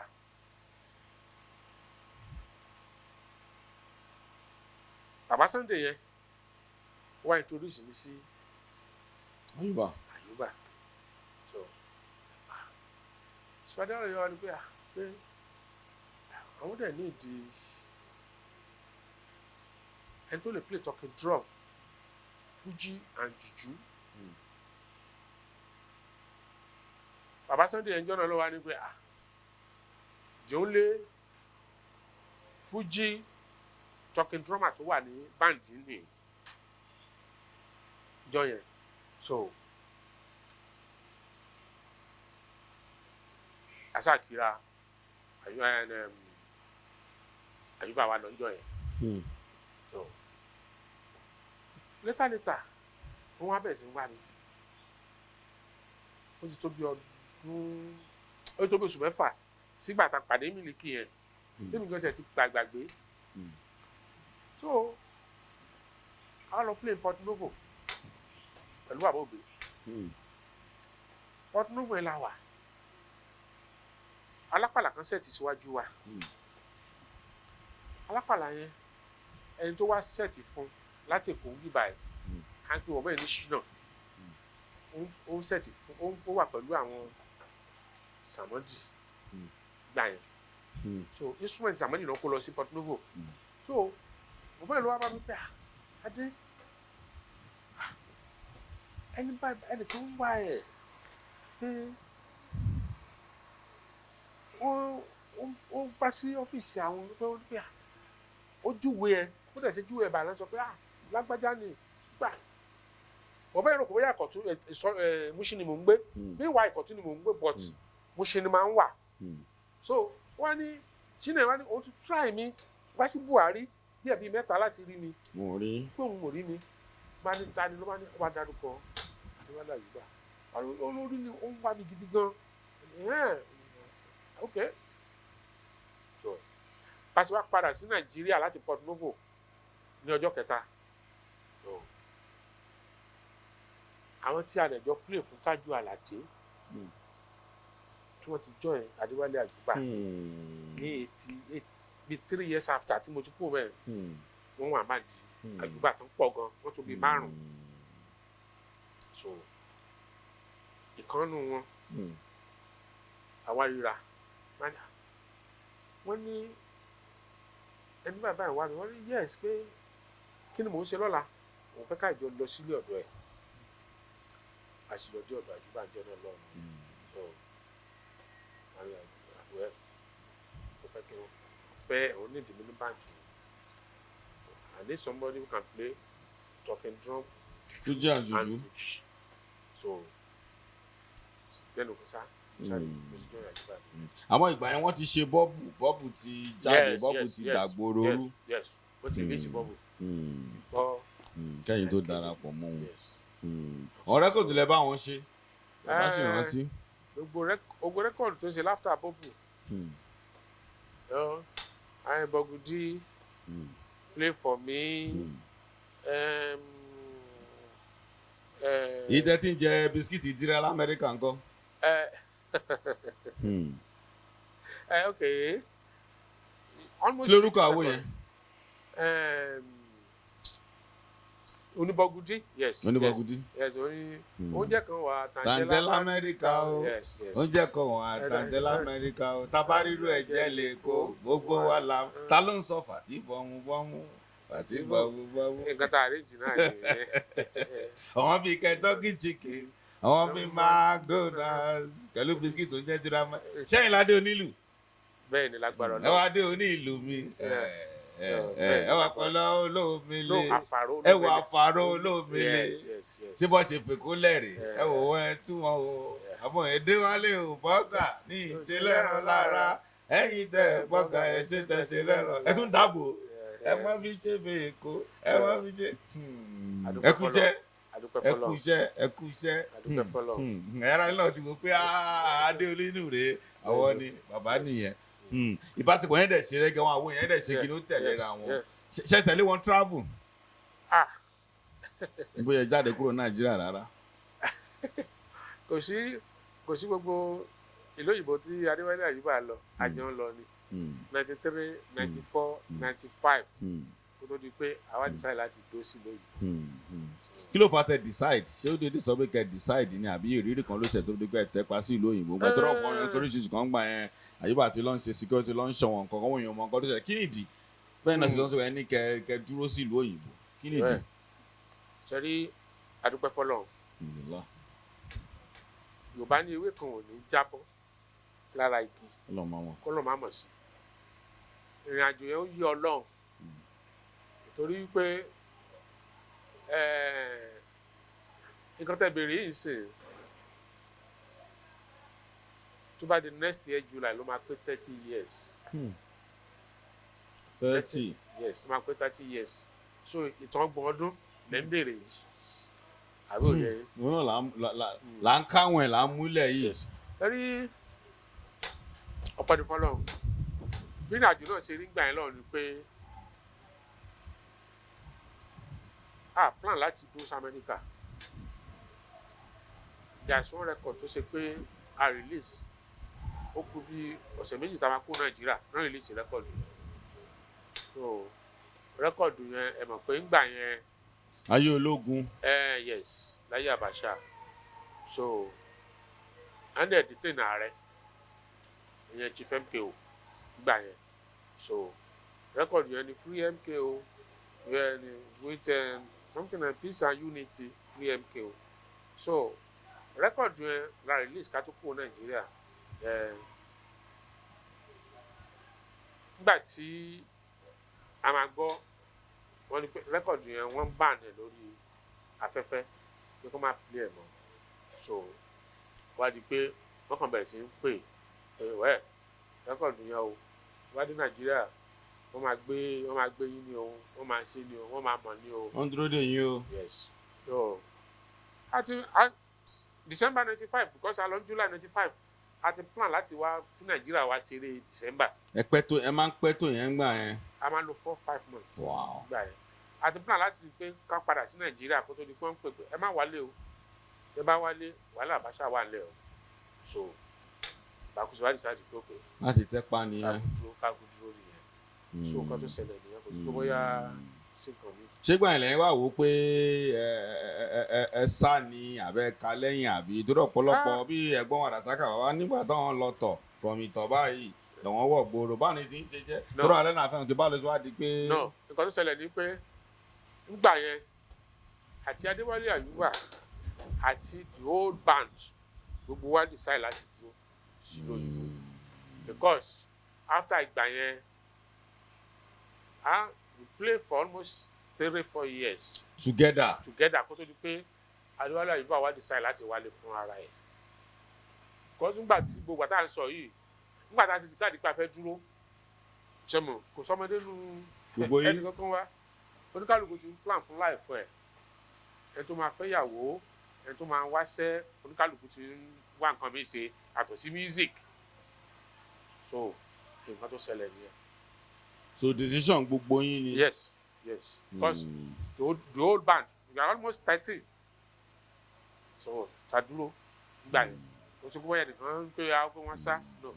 káyọ̀ bá tó àwọn pé òun padà wá sí nàìjíríà. yes nǹkan tó ṣẹlẹ̀ nìyẹn. báwo ni ìbáṣepọ̀ yín àti bọ̀nsúwé fuji Adewale Ayuba nísìn ní 2023-24 tá à ń sọ báwo ni ìbáṣepọ̀ yín. in fact ó really solid gan ó solid gan tó dé pé bí ò sí program bí ò dáàjọ níṣẹ́ papọ̀ at least ó kéré jù láàrin oṣù à á sọ̀rọ̀ lẹ́ẹ̀mejì mẹ́ta so nàìjíríà tí mo ṣe wá yìí a ti ra bí ẹbí méjì so àárín yẹn ó wà pàgọ́. ó ṣe rẹ́gí. yes ó wà pàgọ́. adúpẹ́ lọ́wọ́ Ọlọ́run adúpẹ́ lọ́wọ́ sẹ́yìn rálé ṣé ń tẹ̀lé wa bó ṣe ń lọ ẹ̀ ń bá wa lọ mo ní ó pọ̀ àwọn sọ pé ó pọ̀ mo sọ kankan lẹ́ẹ̀kan ẹ̀gbọ́n mi ẹ lè máa pé kí ló tún sọ jàre mo ní ẹ tún bá King Wasiu Ayinde Marshal mayegun ti lórí ọmọọba ẹni wo Jẹ̀bú wọn aláfẹ́ ò pé ṣé jìrẹ́kọ̀ sì sọ ní àbó orí sọ níbo nìyẹn tún ti wáyé torí Ọlọ́run sẹ́yìn nìkan ni. àwẹ̀ Ọlọ́run bá ní kò ń ṣèmi nìkan Ọlọ́run ni mo bá Alhaji Wasiu ṣiṣẹ́ bó tiẹ̀ jẹ́ pé mi ò bá ń play Nàìjíríà. international ló ti mú wọn. yes ní Amẹ́ríkà so àjọ ṣiṣẹ́ papọ̀ àárín mi pẹ̀lú wọn dẹ̀ kó àjọṣepọ̀ yẹn Ọlọ́run dẹ̀ jẹ́ kó Ọlọ́run fi àmì sí so up till now you know ó ṣì wà okay. nǹkan tá a máa ń gbọ́ aláàjì búrò ẹ̀yin ti bá wọn lò pàápàá ní kí tó lóòótọ́ làlájì ìbúrò àbí nǹkan táwọn èèyàn kàn rìn ta ni wọ́n rí tó fi ń sọ bẹ́ẹ̀ pẹ̀lú gbàsípọ̀ tẹ̀yìn tí ẹ ń ṣe rẹ́gí ó sì ṣe rẹ́gí dì sí. ẹ rí nǹkan tó ṣẹlẹ̀ ni pé Ọlọ́run bọ̀ dára bákan náà àbí òye sáìdì tí èmi ti mọ Alhaji Wasiu ti yẹ wọn burú sẹ́mi. You understand me? Alhaji Wasiu ò burú sẹ́mi. Tí n bá pè é ní ẹnu kan, ó máa gbé aago. Tí bó ṣe máa ń bá mi sọ̀rọ̀ tó bá di pé bóyá ọ̀rọ̀ nípa iṣẹ́. In fact, mo fẹ́ lè sọ pé kò sí rẹ́gírẹ́gí ni. Yàtọ̀ sí àti mo bá lu jùjú ní fuji o àárín mi pẹ̀lú wọn ó gún régé so kò sí nǹkan kan tí wọ́n bá dá Amẹ́ríkà tí wọ́n bá pè mí lẹ́nu kan à ń dá wọn lóhùn tí mi náà bá dé ní Nàìjíríà because wọ́n jẹ́ nǹkan tó tẹ́ pé wọ́n like text message so tí n bá text wọn pé báyìí wọ́n á dẹ̀ kí mi last year mo ṣì wà pẹ̀lú wọn nílé ọ̀dọ̀ wọn so èmi pẹ̀lú onílù bíi méjì láìjọ lọ́bẹ̀ so ó dẹ̀ ni mo ṣe take care mi so up till now tí n bá pè é lẹ́nu kan máa àárín mi pẹ̀lú wọn gún. ṣe nǹkan tá a máa ń fẹ́ gbọ́ náà nìyẹn. Báwo ni ìlù lílù nílùú Amẹ́ríkà?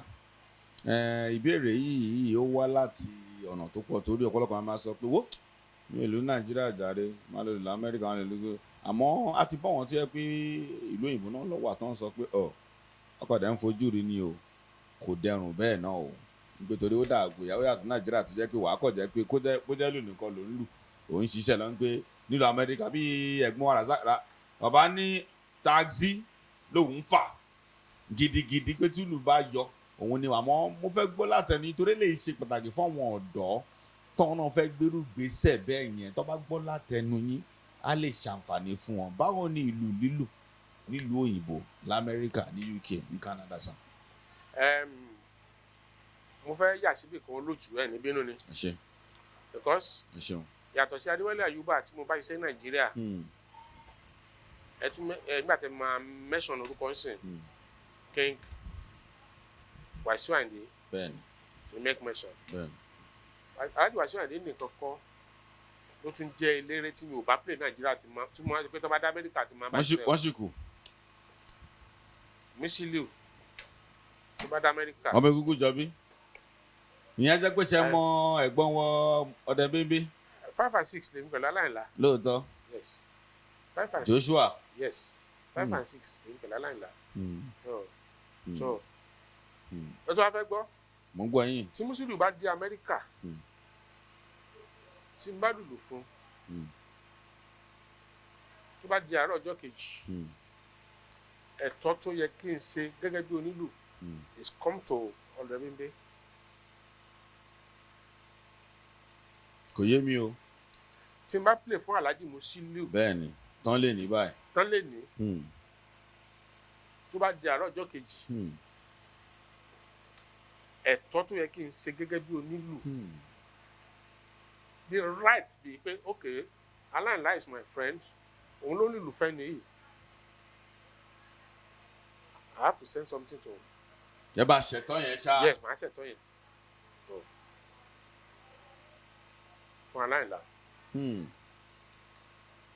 then bàbá náà bàbá òbí tí wọ́n wá sí Amẹ́ríkà so ìlú organize band fún wọn. then ọmọ wọn náà Tolú òbí. yes so the same thing náà. àti bẹ́ẹ̀ bẹ́ẹ̀ lọ. so kò ń ṣe nígbà bóyá Wàsíù nìkan ni international àwọn míì tẹ̀dẹ̀ wà tẹ̀sán náà tẹ́ pé wọ́n tẹ̀dẹ̀ kí wọ́n ṣe ń bọ̀ náà tí wọ́n ti òkìkí ò tí kàn káàkiri náà. ọ̀pọ̀lọpọ̀ àwọn ọmọ tó ṣe pé tó ti gbórúkọ pé òkè brother àyìn là fẹ́ kí ẹ bá àwọn organize band wọ́n pọ̀ bẹ́ẹ̀ rẹpẹtẹ.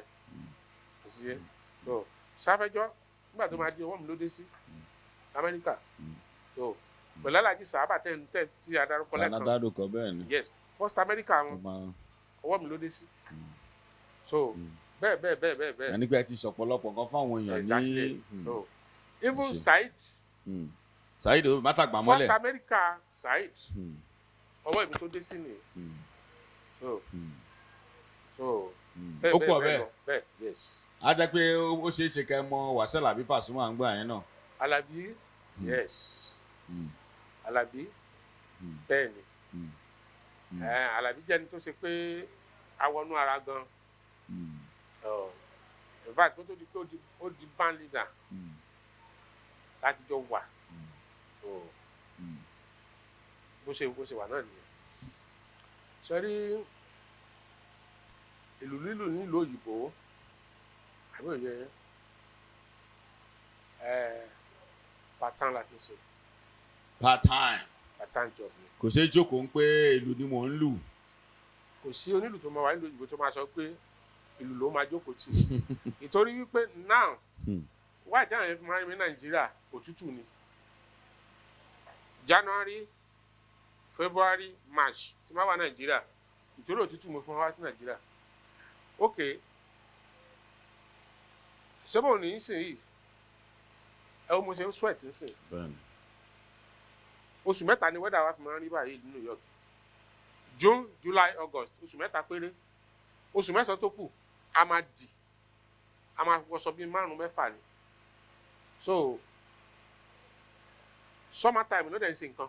Bẹ́ẹ̀ni. Ẹni tó fẹ́ ṣèkómọ, ẹni tó fẹ́ ṣe wedding, ẹni tó fẹ́ ṣe ìyàwó, ẹni tó fẹ́ sílé, ẹni tó fẹ́ ṣòkú, summer time ni. June, July, August. As from September, weather ti bẹ̀rẹ̀ sí tutù.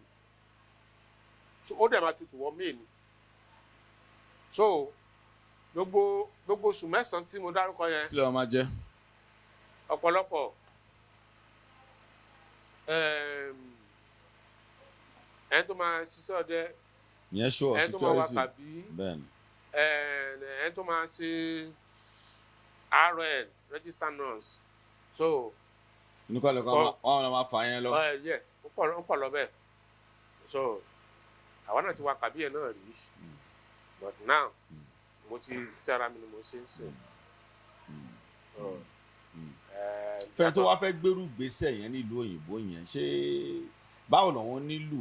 Nǹkan tí mo lè sọ ni pé ó wá dàbí pé àdéhùn wà, torí mo sì máa gbé yín wọ bẹ̀yẹn tó jẹ́ àwọn ìṣòro tó wà nípa olórin àtónílù ní Nàìjíríà ń bí. Àti bọ́ àwọn ọ̀pọ̀lọpọ̀ àwọn olórin àti àwọn onílù ṣe ìfọ̀rọ̀wérọ̀, ṣàṣàní tó sọ̀rọ̀ dáadáa nípa ọ̀gá wọn. Wọ́n á ṣàṣọ ni ọmọ ìyá ní kò tẹ́tí bó ti fẹ́ jẹ́ ìjà máa wà nǹkan. Ṣé ní ìlú òyìnbó kò sí, àti pé kílẹ̀ rò bó jẹ́ ìṣòro gangan tó wà láàrin ọ̀gá olórin àti onílù tó ń ṣiṣẹ́ pọ̀ náà? Wọn kọ́ tó pọ̀ ọ̀gá wo ni ọ̀ràn ọmọ onílù jàre wọn máa kú mọ́ ní wọn kú, àti bọ́ wọn èèyàn sọ̀rọ̀ mọ́ra wọn gẹ́gẹ́ bí ẹni tó ti jẹ́ pé ó ti wà exposed, tó ti wà ní international kínní. Kí lẹ̀yin fẹ́ sọ sí ìyẹn tó ń ṣẹlẹ̀, tó ṣe ń ṣẹlẹ̀ ìlú òyìnbó bó dẹ̀ ṣe ń ṣẹlẹ̀ ní Nàìjíríà mi? Ẹ ṣe olótù, ṣe rí kọ́lọ́mbà tún Nàìjíríà ṣe. Àmín. Nígbà tí àwa tí a bẹ̀rẹ̀ sí ń lu ìlú yìí, ó ṣe bó ṣe rí kọ́ni.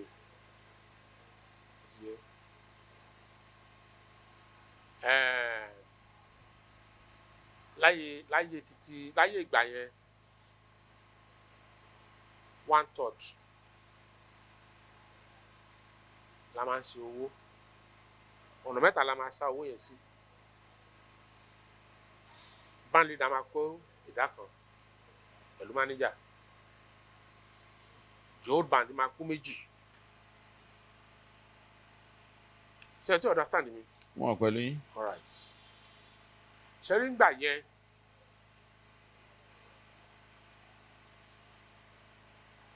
olórin tó bá ní àǹfààní àti ṣe rẹ́kọ̀d tó ti yé, tí rẹ́kọ̀dù bá ti ń di ìkíní, ìkejì, ìkẹta, kó tó pé 3 lẹ́tì máa gba owó gidi lówó rẹ́kọ̀dù. Ẹ bá ṣe gbowó rẹ́kọ̀dù, in fact nínú owó búkè má gbà ń bẹ̀, báńdì tún ní percentage ti tiẹ̀ tó ti yé. But ń sìn gbogbo nǹkan ti wá turn upside down débi wípé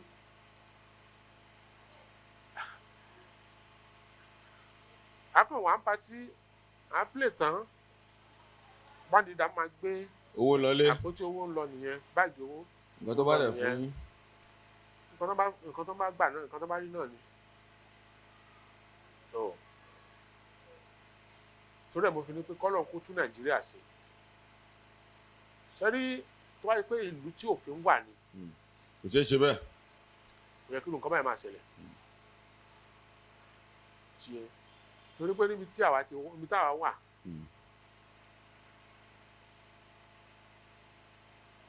tí báńdì bá tọ́gà olórin bá dé ìlú òyìnbó lẹ́nu, ok, Ade Onilu, mo ní di at least 6 instrumentalists. Lára 6 ní oní keyboard wà, ẹni tó máa play drums, bóyá tó bá jẹ́ ní jùjú ni àbó ní fuji, ẹni tó máa play sakara. So àwọn 6 sá, àwọn 6 yẹn ó ní oye owó wa. Tẹ́tí máa mọ̀. Tó bá ẹ mọ̀ pé ìka ò dọ́gba, nígbà míì pàtí mi wà tó ṣe pé wọ́n lè máa meet up bẹ́ẹ̀ni nǹkan tí bẹ́ẹ̀ni àjáàjì wọn bẹ́ẹ̀ni tó bá a sọ̀rọ̀ I understand bí nǹkan ṣe rí ni. bí nǹkan ṣe rí ni but tí nǹkan bá ti wà ókè oye tí àjáàjì ó yẹn máa ṣe. ó máa pé bó ṣe kó wà Nàìjíríà nìyẹn but tó bá ti wáyé pé ìlú bí tó fi wà bó ṣe yẹ kó rí nìyẹn ṣé mọ̀ wípé wọ́n náwó fún eléré Nàìjíríà ju ibi tá a ti wá lọ. dáadáa. tí adé ń jẹ dáadáa àwọn tó ń bá wọn ṣiṣẹ́ dáadáa. tó bá ṣe pé ìlú tí òfin wà ní tó ti yé nígbà tí báńdì bá gba tàbí 3-4 million tẹ bá ń fún àwọn boys ní 10,000 naira tó tó fẹ́ fi gbé káàbù délé ni àbó tó fẹ́ fi ra recharge card. àbó ọbẹ̀.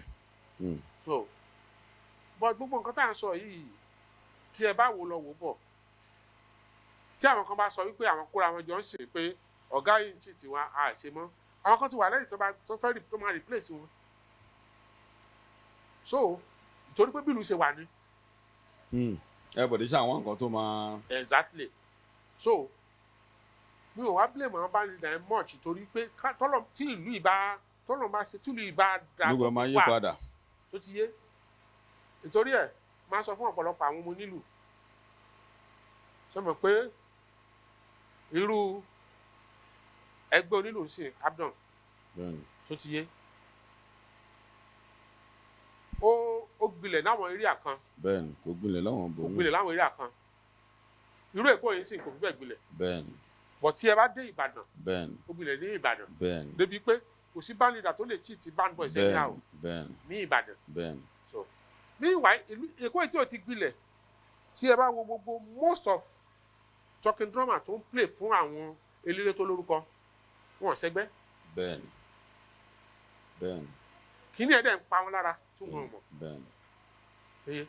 lóòótọ́ ẹgbẹ́ yìí ó sì lè má tí ì lẹ́nu rẹpẹtẹ. débi tó yẹ kó dé. but lọ́jọ́ iwájú. bẹ́ẹ̀ni ó máa help wọn. bẹ́ẹ̀ni. so bẹ́ẹ̀ni bóyá ṣe rí ni. ẹ sọ pé ìlú náà wà lára nǹkan tó ń fa bí gbogbo ẹ ṣe ń lọ bẹ́ẹ̀. àmọ́ kí lẹ fẹ́ sọ fún àwọn ọ̀gá eléré kí lẹ fẹ́ sọ fún àwọn ọmọ lẹ́yìn náà instrumentalist náà. thank you sẹ́rí àrùwà tí máa pa fún àwọn ọ̀gá eléré ni pé ọkè ń sìn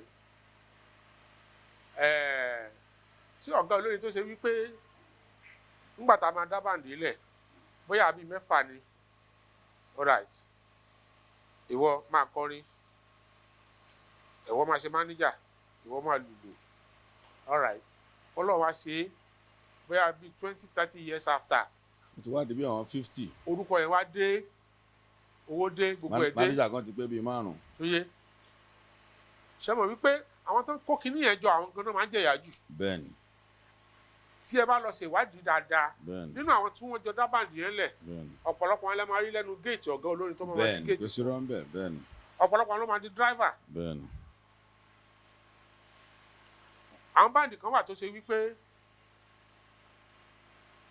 àwọn tó ń jọ dá bàǹdì yẹn lẹ̀ tó ń jọ jẹ́ age mate tájọ dá bàǹdì lẹ̀ ńgbà tí àwọn tí wọ́n jọ dá bàǹdì yẹn lẹ̀ tí wọ́n máa ṣèyàwó fọ́mọ wọn.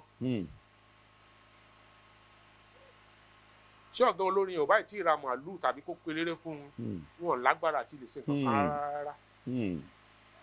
so kí àwọn ọ̀gá olórin ìsìn kan rò ó kan wo àtẹ̀yìnwá kan wo nǹkan tó ń ṣẹlẹ̀ wípé ok ṣé ta ti jọ wà for 30-40 years tó ṣe pé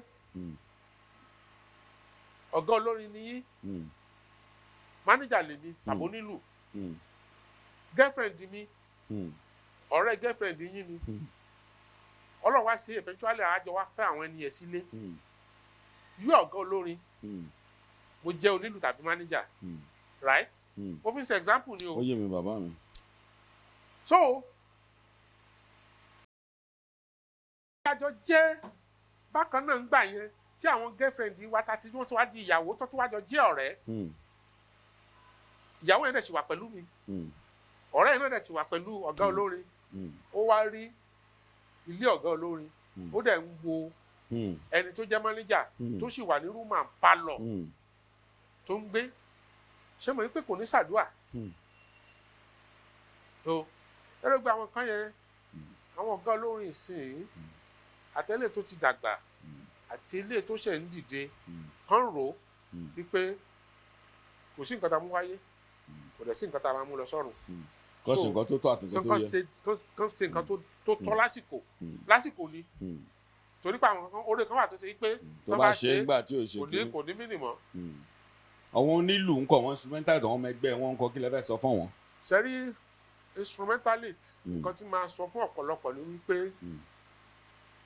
iṣẹ́ ìlú sì kò sí nǹkan tí èèyàn sọ wípé iṣẹ́ ìlú nìkan ni mò ń dá sí mò ń ṣe kí ọ̀pọ̀lọpọ̀ kan try láti rí wípé education wà very very important then iṣẹ́ ọwọ́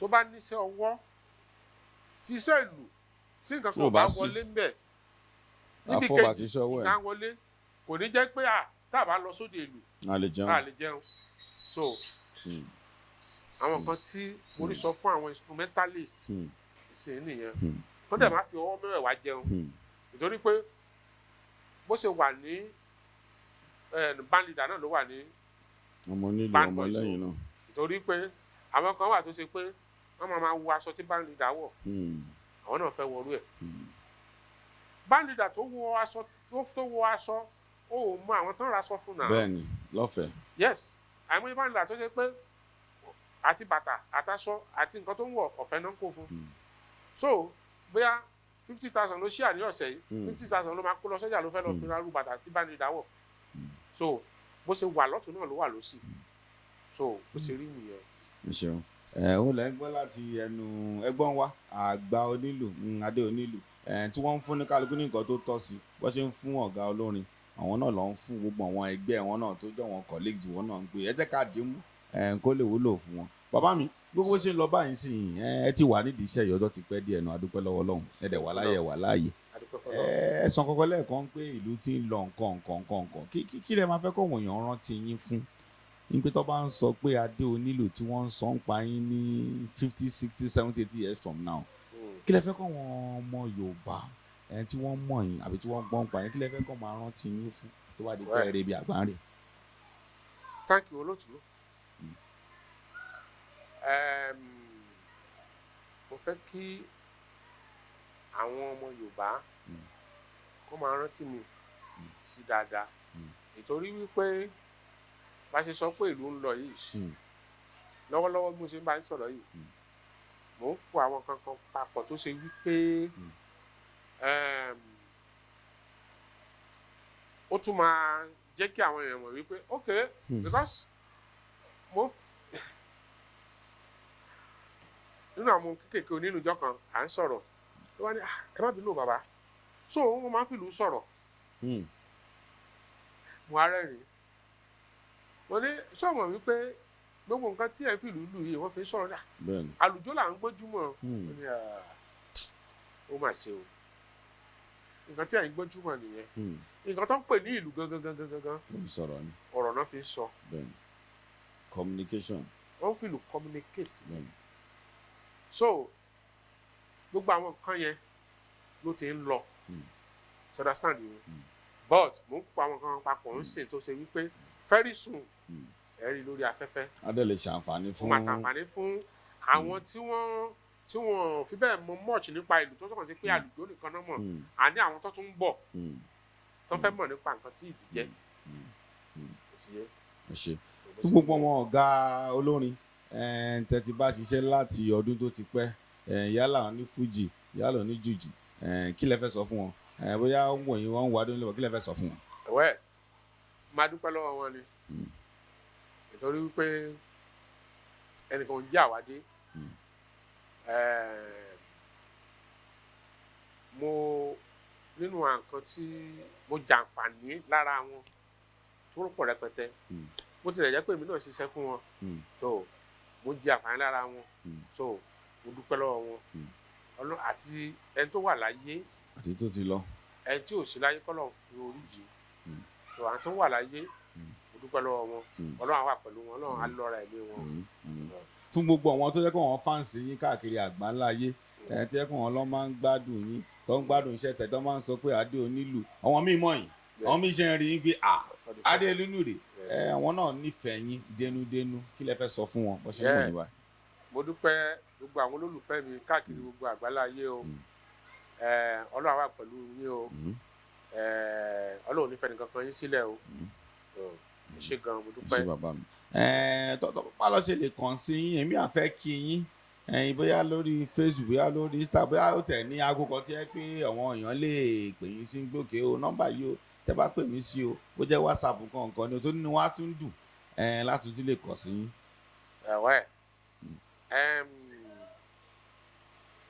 láti lè kàn sí mi Nigeria number bẹ́ẹ̀ni and US number. bá jẹ́ WhatsApp àbí nǹkan tí ẹ pé kí ni. My WhatsApp number is +1 347 672 8495. ẹ bá mi pè lẹ́ẹ̀kan sí sà. +1 347 672 8495. That is my WhatsApp number. So wọ́n náà àǹfààní láti kọ sí ibẹ̀ yẹn kọ́ kí yín. Bẹ́ẹ̀ni Nigeria number 0816 384 5803. ẹ ṣeun ẹ ṣeun ẹ ṣeun. bàbá bá mi gbélù bá mi fìlù dágbére pé ó tún di ọjọ́ mi ọjọ́ rẹ̀.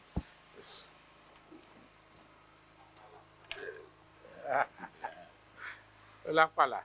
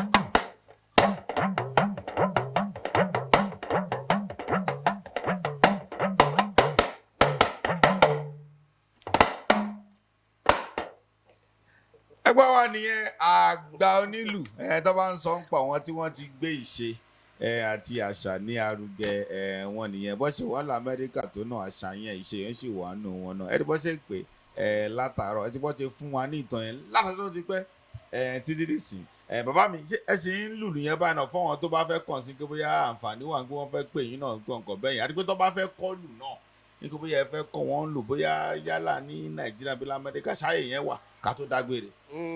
àyè wà